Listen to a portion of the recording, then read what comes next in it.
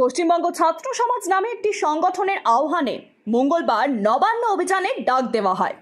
রাজ্যের বিভিন্ন প্রান্ত থেকে মিছিল করে নবান্নের উদ্দেশ্যে রওনা দিয়েছিলেন একাধিক বিক্ষোভকারীরা।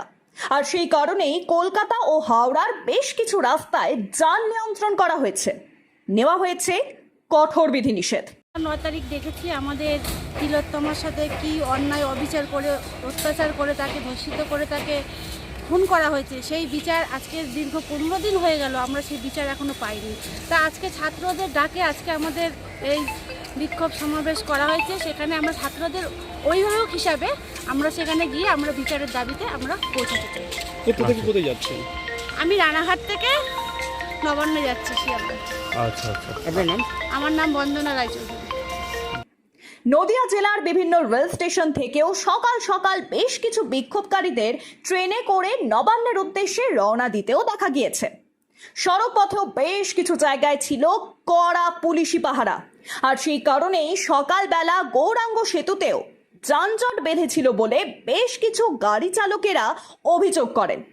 যদিও পুলিশ সূত্রে জানা যায় সেতু মেরামতির কারণে এই যানজট বেঁধেছিল সাময়িকভাবে। আপনি কোথা থেকে আসছেন? আমি কৃষ্ণনগর থেকে আটকি।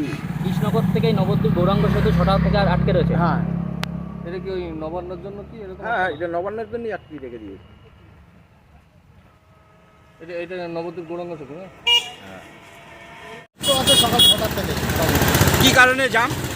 আমাদের গাড়ি ঘুরে আসে না, কিন্তু জাম আছে, চলছে। এখন স্বাভাবিক? এখন কিরকম?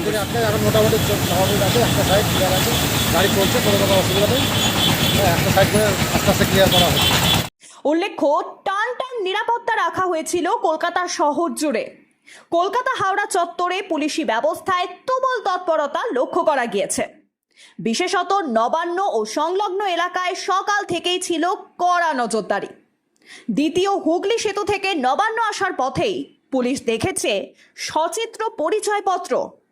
নবান্ন ঢুকতে গেলে মঙ্গলবার দেখাতে হয়েছে আই কার্ড। নবান্নের সামনে ও নবান্ন সংলগ্ন এলাকায় পুলিশি নিরাপত্তা বলয় মোতায়েন রয়েছে র্যাফ এবং কমব্যাট ফোর্স। তবুও এত বড় পদক্ষেপ নেওয়ার পরেও পুলিশ জনতা ধুন্ধুমার কাণ্ড নবান্ন সংলগ্ন এবং কলকাতার শহর জুড়ে। আন্দোলনকারীদের বোঝানোর চেষ্টা পুলিশের। ব্যারিকেডের সামনেই বসে পড়েন আন্দোলনকারীরা, আর সেখানেই বসে স্লোগান দিতে শুরু করেন আন্দোলনকারীরা। বেশ কিছু জায়গায় আন্দোলনকারীদের ছত্রভঙ্গ করতে জল কামান ছোড়ে পুলিশ। নদিয়া থেকে মৈনাক দেবনাথের রিপোর্ট, লোকাল 18 বাংলা।